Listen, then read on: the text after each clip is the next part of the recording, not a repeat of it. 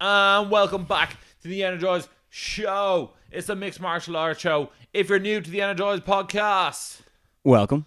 and if you're a returning Energize listener, Welcome back. and if you are a returning Energize listener and have not subscribed to the YouTube channel, please do. Give it a like. That thumbs up means a lot to us. Leave a comment below and let us know what you think of the Energize Show. Yeah, we're talking to you. Especially you.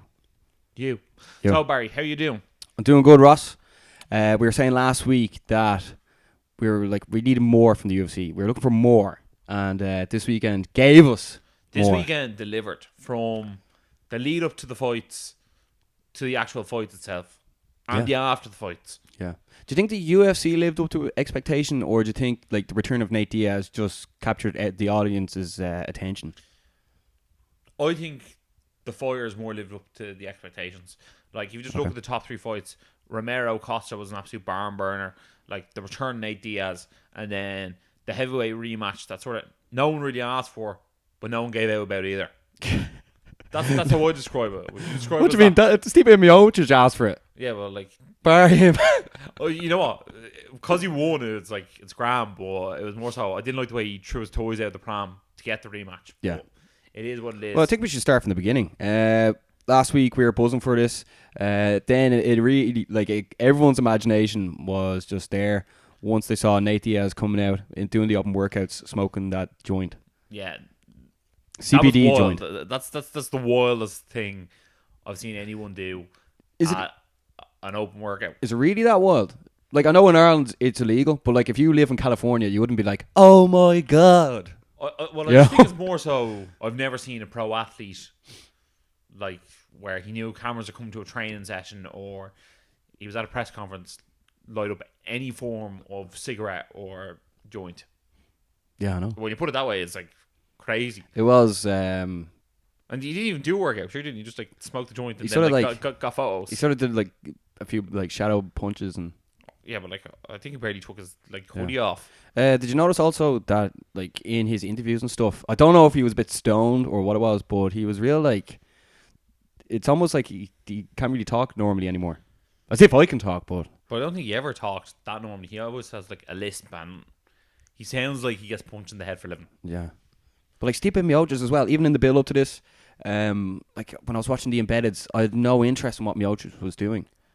Miocic is someone who like I'll never miss his fights, but Yeah. I have no interest in listening do an interview. Yeah. It's a bit like Cyborg. It's a bit like Fedor. Yeah.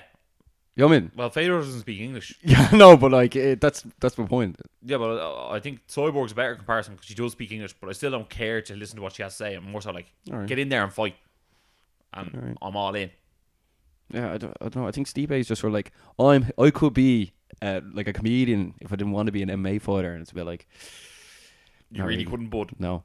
But it is quite funny the way with Miocic winning. I know obviously we're going to go through everything that like he got like massive shout outs from like the Cleveland Browns, the Cavaliers, Njoku from the Browns as well. Just a lot of like Cleveland support. It reminds me a bit like the Irish support.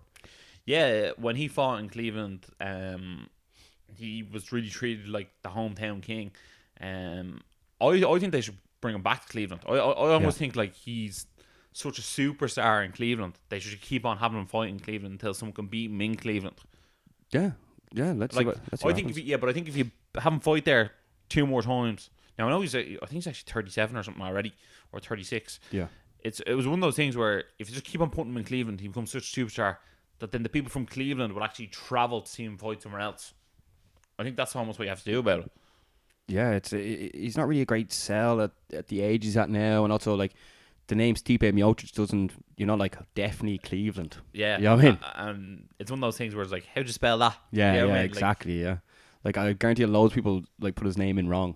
Like, 100%. Because even when we were writing it out there the other day, I was like, how'd you spell Stipe? Like, but I think it's one of those things where you write like UFC heavyweight champion, and it's like, oh, that guy.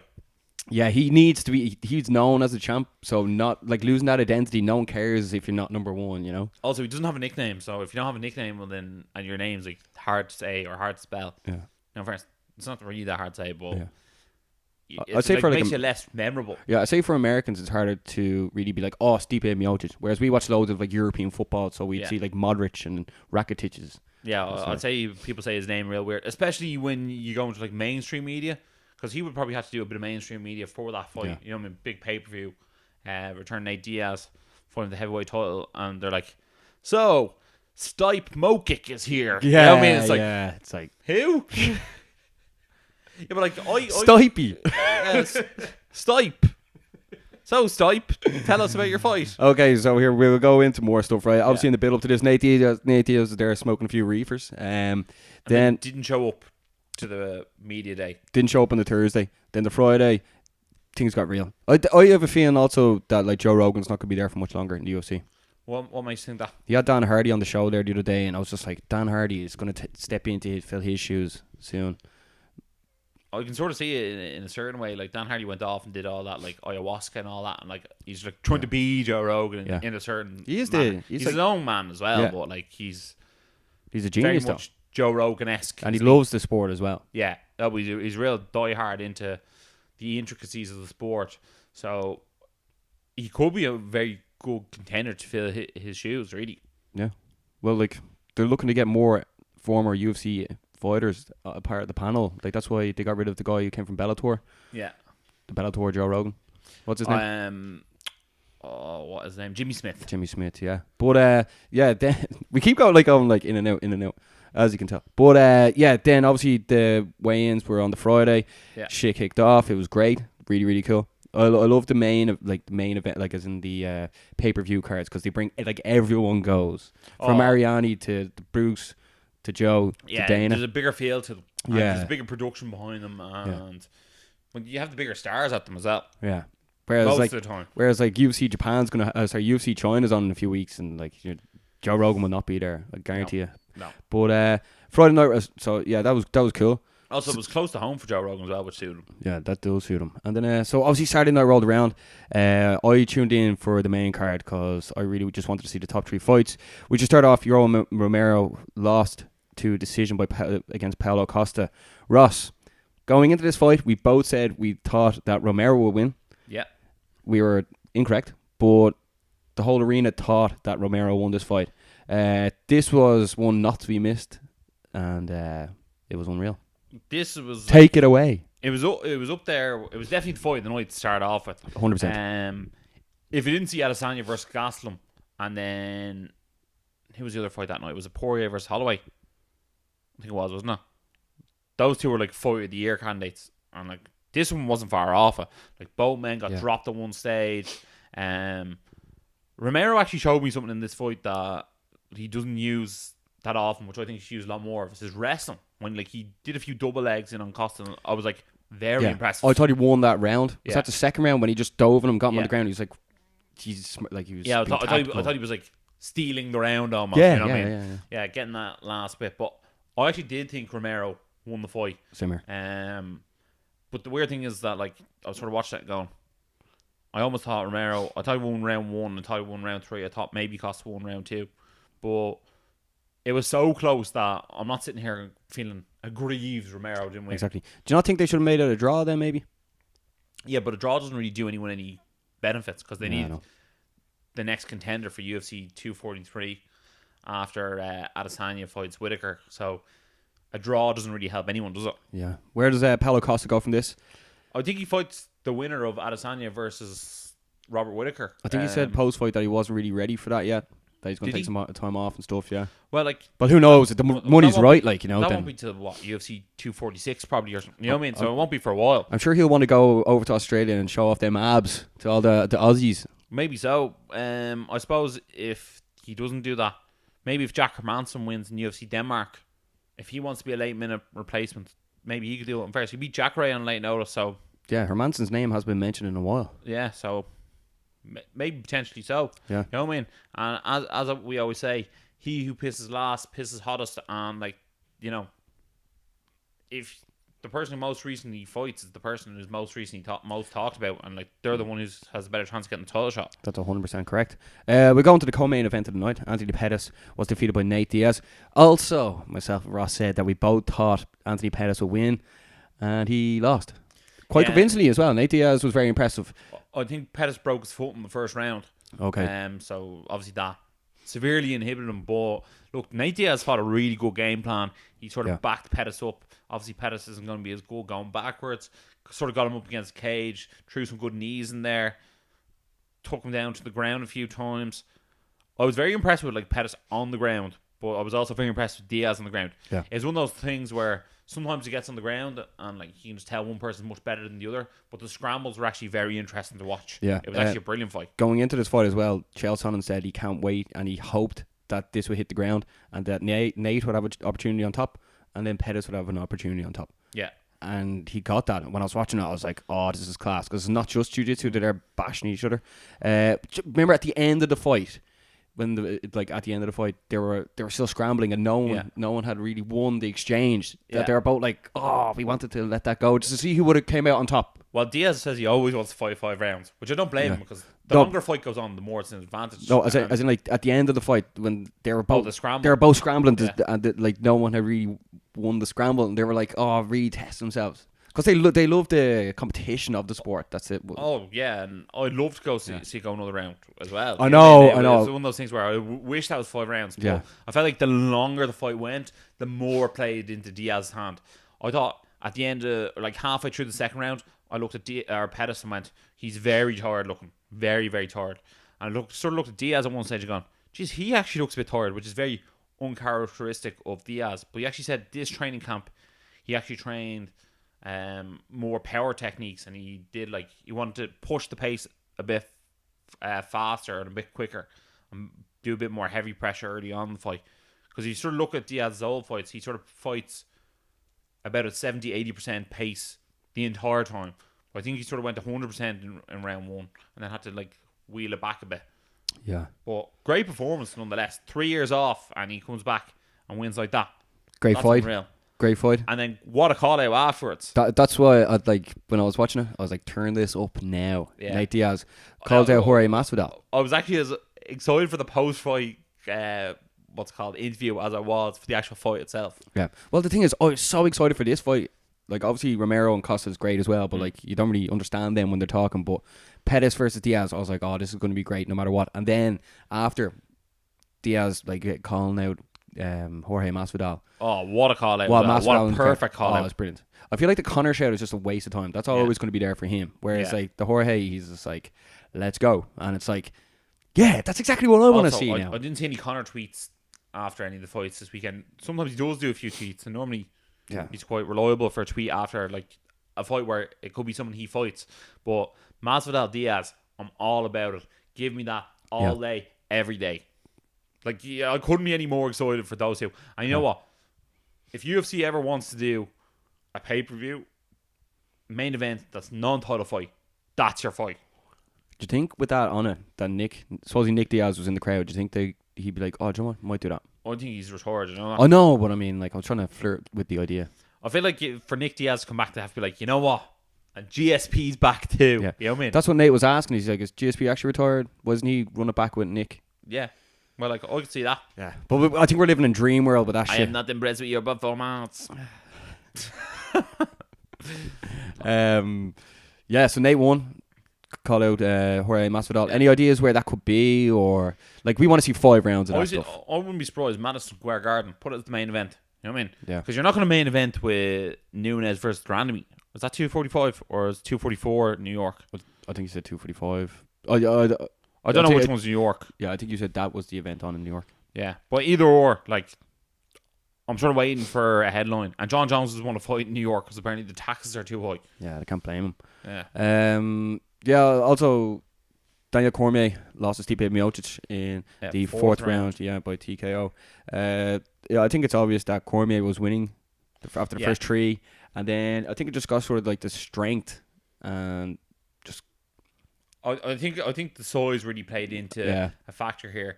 If you actually, I assume most people who are watching the video watched the fight. So round 1, like Cormier won like very decisively. Like he actually picked Stipe up, turned him upside down. I sort of held him there for a minute. He was like, "Oh, what will he do with him?" He did, didn't he? Yeah, I was like, "Oh my god!" And especially when you see the height difference between Cormier and like the other heavyweights, you're like, "Jesus, that's mad." I also thought it was very interesting in this fight the way Stipe weighed in like 230 pounds and Cormier weighed 236. I was like, geez, that's the lightest I think I've ever seen Stipe weigh. And he looked a lot leaner, didn't he? He looked like a smaller frame. He did, didn't he? Yeah, he His did. neck was a bit thin. It was, yeah. He looked less thick than usual. And when I was watching the fight, Stipe looked like he was like scared to get knocked out again. And I think he sort of alluded to that after the fight. Then it got to round 2, and DC was winning the exchange on the feet. It was actually John Jones' way. He was like grabbing his hands and then punching him. And then we saw the same in round 3. But like as the fight sort of got later into the round 3, like Miocic started landing some good punches. Yeah. And then it got to round 4, and like DC's corner were like begging him to actually go back to the game plan. They were like, "Where's the takedown? And why aren't you putting your hands up?" And I felt almost like there was something in DC's head where he wanted an out or something. I felt like he was like, "I think I'm done this fighting thing." You know what I mean? I would be very surprised if Daniel Cormier came back and fought again. I don't think there's anything there for him to prove. No, well, Like, he could do the trilogy with Stipe. Yeah, I know. Like, in fairness, that was an absolute fantastic fight. It was one of the highest skilled heavyweight fights I've seen in a very long time. Yeah. But I feel like he could go in there and wrestle Stipe for 5 rounds and beat him. Yeah, You know no, what I same mean? 'Cause here, yeah. when he took him down, like he held him down and that was it. Yeah. And I feel like Stipe is actually not skilled enough to not let him do that. Yeah. But I'm not really arsed seeing DC wrestling for 5 rounds.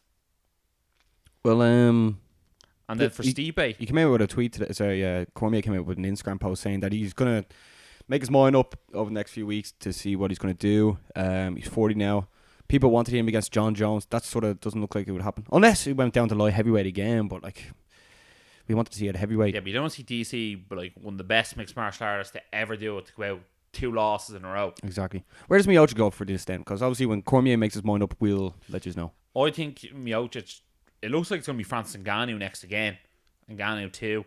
The only thing with that is I feel like Miocic could be Ngannou's kryptonite. I feel like if that fight was to be put together, Miocic should just train wrestling the entire time and just like get the best double leg takedown you can get, and just take him down for the entire fight. Train with Daniel Cormier. But the only thing with Arme Francis Ngannou is just like one punch and you're just like, that's it. That is it. What do you think of the overall card? What was your favourite fight on it? I thought the last 3 fights were just absolutely amazing. Yeah. Shocking and amazing. But very good. Very good. Yeah, it was the best card in a long time. Yeah. I think we need that as fans to reinvigorate us, to be like, that's why we love the sport. Yeah. Because a lot recently, and we've alluded to it in a few previous videos, that UFC keeps giving us one fight. You know what I mean? Like, you're staying up at 5 o'clock in the morning just to watch Colby Compton versus Robbie Lawler. I actually think that was on earlier, but it was. Yeah. You I get your point. what I mean. Yeah. You know what I mean? Like, we're just staying up to watch one fight all the time. And we don't want to watch one fight. We want to be like entertained with 4 or 5 fights. Yeah. It's almost gone like the boxing model, isn't it? Where you put your headliner up top and then you have Tom, Dick and Harry fighting below him. You know what I mean? And I know, I 100% agree. And then even like the stuff that came out during the week about Conor McGregor hitting some old lad in a pub. that was just terrible Yeah. news. By the way, that happened back in April and stuff. I know it went all over newspapers and all was trending, everything. But that happened months ago, and I think he's a different sort of person right now. I think he's like riding the like animosity or I don't know anonymous wave until then. He's going to pretend it didn't happen. And let's see what happens. fair play to the L fella. He took like an absolute champ. Yeah. He was then hired by Bellator. He's gonna I'm gonna choking. But overall great weekend of fights. It's sort of unfortunate the way this week there is no UFC, but there is Bellator on. Yeah. It's going to be headlined by Matt Mitrione taking on Sergey Karatonov. These 2 lads fought once before. It was stopped like in the first round after Matt Mitrione kicked Sergey Karatonov right in the bollocks. It's going to be on. It's Bellator 225. It's going to be on in Bridgepoint, Connecticut. I think I'm going to go Mitrione for the win here. Yeah, same here. By kicking the bollocks again. No, I think knockout. There's a few other people on the card, but we have to give a special shout out to our mate Austin Vanderford. He's fighting on the card in the prelims. A.K.A. Mr. Van Zandt. A.K.A. Mr. Van Sant. Yeah, there's also Nick Newell is fighting on the card as well. He's the guy with the amputee. Is that what we call him? Yeah, he's a guy. He's got one arm. He has one arm. Yeah, he's taking on Corey Browning, who beat Aaron Chalmers. Armate. Yeah, Armate at Bellator So Newcastle. does that mean you're up for Nick Newell then? Just because he beat Armate? YOLO. Not Corey Browning. Yeah. Ricky Bandejas is also on the card. Mike Kimball. There's actually some very good names on the prelims, and then there's Gracie as well, isn't there? Yeah, there's Gracie, Crony Gracie, and then the main card has, out of the 5 fights, there's 3 heavyweight fights. So there's going to be plenty of finishes at Bellator 225 in Connecticut. Yeah. Also, massive shout out to John O'Carroll fighting King Kong. He's fighting this weekend as well in Mexico in boxing as well. So check that out. So guys, thanks a million for watching. Yeah. And as always, Stay energized. stay energized.